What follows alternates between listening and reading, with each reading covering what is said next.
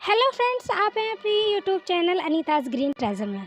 Friends, आज हम इस एलामेंडा के प्लांट के बारे में बात करेंगे। देखिए, ये जो एलामेंडा का प्लांट है एक पेरानियल प्लांट है और अपने सीज़न में, जैसे कि इसका ग्रोइंग सीज़न समर होता है, सबसे ज़्यादा अच्छे से इसकी जो ग्रोथ होती है वो समर में होती है। और तो ये ग्रोइंग सीज़न में तो फ्लावरिंग करता ही है, लेकिन जैसे ही रेनी सीज़न आ जाता है उसमें तो इसके फूल बहुत ही ज़्यादा आते हैं और ये ग्रोथ भी बहुत अच्छे से करने लगता है। तो फ्रेंड्स, इसके जो सबसे ज़्यादा मैंने बताया कि ग्रोइंग सीज़न समर होता है, तो समर में आपका क्या केयर करनी है वो सब बात हम इस वीडियो में करेंगे। देखिए फ्रेंड्स, समर में सबसे पहले तो आपको इसे 3-4 घंटे की धूप में रखना है, बहुत तेज़ धूप में नहीं रखना है। वैसे तो ये प्लांट धूप में भी सर्वाइव कर जाता है और पार्शियल शेड में भी सर्वाइव कर जाता है, लेकिन जो बहुत ज़्यादा आफ्टरनून की जो धूप होती है उससे आपको अपने प्लांट को बचाना है, क्योंकि बहुत तेज़ धूप में इसकी जो पत्तियां हैं ये सूखने लगती हैं। और ये एक बेल है, ये बेल है और बेल की तरह ही फैलता जाता है। लेकिन मैंने इस प्लांट को हार्ड प्रूनिंग कर कर देखिए इस तरह से इसकी जो ग्रोथ है उसको कंट्रोल किया हुआ है। नहीं तो ये देखिए, ये ब्रांचेस के साथ ये बढ़ता ही जाता है। ये जो ब्रांचेस आप देख रहे हैं इनके साथ ये बढ़ता ही जाता है। इतनी जो ब्रांचेस आ रखी है मेरे इस प्लांट पर, ये सिर्फ हार्ड प्रूनिंग की वजह से आ रखी है। तो आप हार्ड प्रूनिंग करके इसकी जो ग्रोथ है उसको कंट्रोल कर सकते हैं। और पिंचिंग भी अगर आप समय समय पर करते रहें तो उससे जो ब्रांचेस के जो नंबर होते हैं वो ज़्यादा हो जाते हैं। क्योंकि देखिए, जब हार्ड प्रूनिंग हम करते हैं, मैंने वैसे तो स्प्रिंग सीज़न में की थी, और वह इस हार्ड प्रूनिंग के लिए आप स्प्रिंग सीज़न में करें वो ही सबसे ज़्यादा अच्छा है। देखिए, हार्ड प्रूनिंग करी उसके बाद देखिए ये सिंगल जा रही थी ब्रांच, उसके बाद जब हार्ड प्रूनिंग करी तो देखिए ये 3 निकल आई इस तरह से। और ये देखिए इसके नीचे भी जब मैंने की थी ये, तो देखिए ये नंबर बढ़ गए। ये देखिए 2 ब्रांचेस हो गई, फिर यहाँ की यहाँ ये देखिए इस तरह से आप जब हार्ड प्रूनिंग करते रहेंगे, लेकिन आप वो स्प्रिंग सीज़न में ही कीजिए। अगर आपने इसके हार्ड प्रूनिंग समर सीज़न में की तो आप इतने अच्छे से ये फ्लावर नहीं दे पाएगा। तो आप स्प्रिंग सीज़न में कर दीजिए और उसी समय इसकी नई ग्रोथ स्टार्ट हो जाएगी और पूरा समर आपको ये फ्लावरिंग देता रहेगा। तो फ्रेंड्स, आप इस तरह से इसकी हार्ड प्रूनिंग करेंगे। और अगर पानी की बात करें तो इसे पानी बहुत ज़्यादा चाहिए होता है, लेकिन आप इस प्लांट को इतना पानी मत दीजिए कि इसकी जो मिट्टी है वो सौगी हो जाए। लेकिन इसकी गर्मियों में पानी की रिक्वायरमेंट बहुत ही ज़्यादा होती है, तो आप इसकी मिट्टी को बहुत ज़्यादा सूखने ना दें। अगर आपने इसकी मिट्टी को सूखने दिया तो देखिए ये जो फ्लावर हैं ये जल्दी गिरने लगेंगे, क्योंकि जब ये फ्लावर आता है ये 4-5 दिन रहता है। अगर इसकी मिट्टी सूखने लगी तो ये फ्लावर जल्दी गिरने लगेंगे। तो आप इसे जल्दी समय समय पर पानी दें, लेकिन मिट्टी को सौगी नहीं रखिए।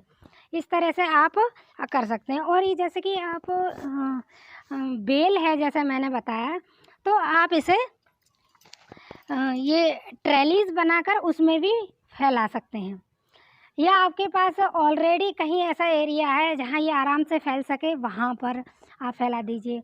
या मेरी तरह इस तरह से आप इसे पॉट में कंट्रोल ग्रोथ करके इसकी, और यहीं पर ही आप फ्लावरिंग ले सकते हैं। क्योंकि अगर आपने इसे अगर ज़मीन में लगाया हुआ है तो ये बहुत ही ज़्यादा बढ़ेगा, और उस वक्त भी आप इसकी ग्रोथ को कंट्रोल कर सकते हैं सिर्फ़ और सिर्फ इसकी प्रूनिंग और पिंचिंग कर कर। ख़ास तौर से हार्ड प्रूनिंग करके ही ग्रोथ को कंट्रोल किया जाता है। इस प्लांट की एक ख़ास बात मैं आपको बताऊं, इसे बहुत ही ज़्यादा आसानी से आप लगा सकते हैं कटिंग से। तो आप स्प्रिंग सीज़न में इसकी कटिंग लगा दीजिए और ये बहुत ही अच्छे से ग्रो हो जाएगा। और एक और इसकी ख़ास बात है कि जब आप इसकी कटिंग्स लें, जैसे ये कटिंग्स आप जब लेंगे तो ये ग्रीन वाली ब्रांचेस लेंगे।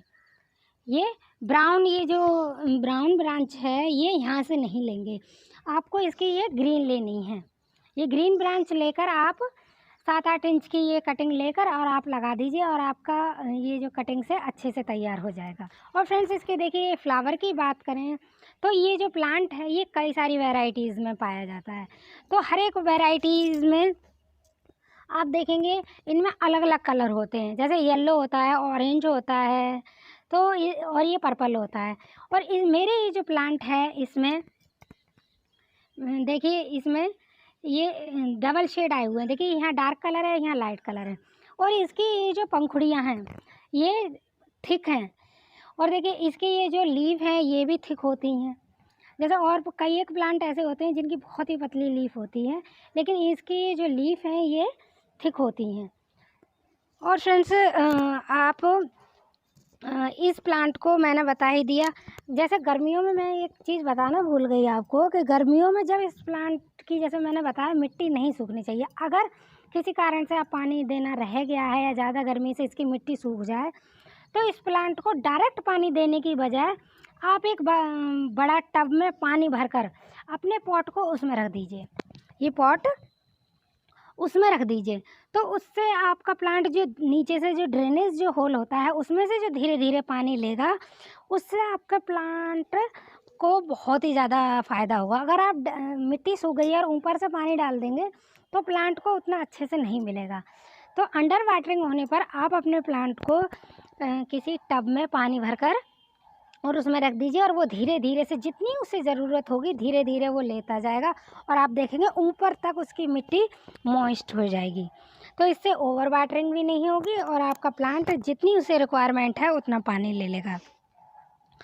और फ्रेंड्स इसकी एक और बात है ख़ास कि जैसे ये ब्रांचेस जो होती हैं, ये ब्रांचेस आपस में लिपट जाती हैं। ज़्यादा ब्रांचेस जब हो जाती हैं तो ये आपस में लिपट जाती हैं। तो आपको क्या ख़ास तौर से ध्यान रखना है कि इन ब्रांचेस को आपस में लिपटने नहीं देना है, इन्हें अलग करते रहना है, क्योंकि इनमें एक तरह का इन्फेक्शन हो जाता है अगर ये ब्रांचेस ज़्यादा देर तक आपस में लिपटी रहें।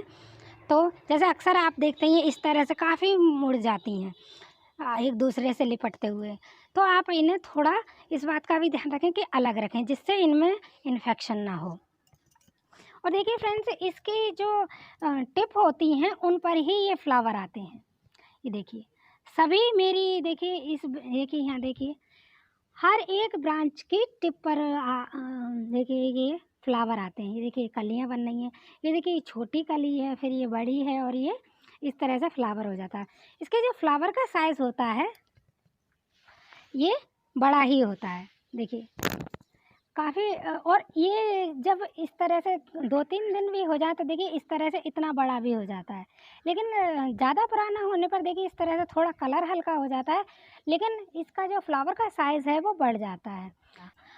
और अगर आप पिंचिंग कर रहे हैं तो इस चीज़ का ख़ास ध्यान रखिए कि इसमें एक लिक्विड सैप निकलता है। ये जो ब्रांच है अगर आप इसे पिंच करेंगे हाथ से ही तो इसमें एक लिक्विड सैप निकलता है जो कि एलर्जी करता है।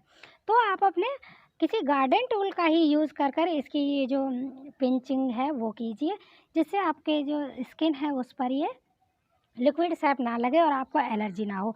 अगर किसी कारण से लग जाए तो आप अपने हाथों को 2-3 बार अच्छे से वॉश कर लीजिए। और फ्रेंड्स इसके फर्टिलाइज़र की बात करें तो इस प्लांट को अच्छी क्वांटिटी में आप फर्टिलाइज़र दीजिए। देखिए मेरा ये इतना बड़ा पॉट है, ये इतना बड़ा पॉट है और इसमें कम से कम 2 मुट्ठी कंपोस्ट में हर 15-20 दिन में डालती हूँ। आप अगर आप जल्दी नहीं डाल पा रहे हैं तो 1 महीने के अंतर से तो डाल ही दीजिए। अगर मेरे चैनल पे जाकर आप आराम से देख सकते हैं, मैंने उस पर वीडियो भी डाला हुआ है। ये जो लिक्विड खाद हम किचन वेस्ट से बनाते हैं, अगर आप वो भी दे रहे हैं तो आप इसमें कंपोस्ट हर महीने दे सकते हैं। अगर आप सिर्फ कंपोस्ट दे रहे हैं तो आप 15 से 20 दिन में इसमें इस प्लांट को देते रहिए। और आप फ्रेंड्स आपको एक काम और करना है इसकी अच्छी फ्लावरिंग के लिए, आप इसकी गुड़ाई करते रहिए। इसकी जो मिट्टी है वो बहुत ज़्यादा जमनी नहीं चाहिए, देखिए इस तरह से रहनी चाहिए। गुड़ाई करने का क्या तरीका होता है, देखिए सबसे पहले तो आपके प्लांट में इस तरह की अगर कोई अननेसेसरी घास जो होती है ये जो आ जाती है अपने आप ही, ये हटा देंगे, क्योंकि ये प्लांट से जो आप फर्टिलाइज़र दे रहे हैं वो ले लेगी, तो इससे कोई फ़ायदा तो होता नहीं है। तो आप इसे समय समय पर अगर आपके प्लांट में हो जाए तो इसे हटाते रहिए और इस तरह से गुड़ाई कर दीजिए। गुड़ाई आपको ये जो मेन स्टेम है इससे 2 इंच पीछे हट के करनी है। यहाँ पर इसकी रूट्स को बिल्कुल नहीं छेड़ना है, आपको इस तरह से करनी है गुड़ाई 2 इंच नीचे तक, इस तरह से। मैं अपने प्लांट में इस तरह से करती रहती हूँ। देखिए मैंने इसकी मिट्टी को जमने नहीं दिया है। इस तरह से आप आराम आराम से कीजिए, जिससे एकदम इसकी जो रूट्स हैं वो टूट ना जाए। अब गुड़ाई करने के बाद आप अपने प्लांट को ओवरनाइट ऐसे ही छोड़ दीजिए। अगले दिन आप इसमें पानी लगाएंगे। गुड़ाई करने का क्या फ़ायदा होता है कि ये जो रूट्स हैं उनको एयर मिल जाती है और आपका प्लांट अच्छे से ग्रोथ करने लगता है। तो हम गुड़ाई का मेन यही होता है कि जो रूट्स हैं उनको एयर मिल सके। तो इसीलिए आप जब भी आपको लगे कि आपके जो ऊपर की मिट्टी है वो एकदम जम गई है, तो आप इसमें इस तरह से गुड़ाई कर दीजिए। और आप गुड़ाई करने के बाद जैसे एक रात आज आपने गुड़ाई की, ठीक है, रात भर आप छोड़ देंगे, फिर अगली रात आप इसमें कंपोस्ट इसमें मिक्स कर फिर पानी दे दीजिए। क्योंकि जब हम इसमें फर्टिलाइज़र देंगे, कोई भी आप फर्टिलाइज़र दें, चाहे लिक्विड वाला दें चाहे कंपोस्ट दें, तो आप उसे रात को ही दीजिए। उसी से आपका जो प्लांट है वो अच्छे से चलेगा। अगर आपने सुबह फर्टिलाइज़र दे दिया और इस पर धूप पड़ी तो ये आपके प्लांट के लिए बिल्कुल भी अच्छा नहीं होगा। तो आप इस तरह से अपने प्लांट को फर्टिलाइज़र दीजिए और आपका प्लांट अच्छे से ग्रोथ करेगा। और इसकी जो प्रूनिंग है और पिंचिंग है, देखिए फ्रेंड्स, वो टाइम टू टाइम करते रहिए, जिससे इसकी ग्रोथ कंट्रोल है। तो फ्रेंड्स, यदि मेरी वीडियो आपको पसंद आई हो तो लाइक करें, शेयर करें, सब्सक्राइब करें। बाय।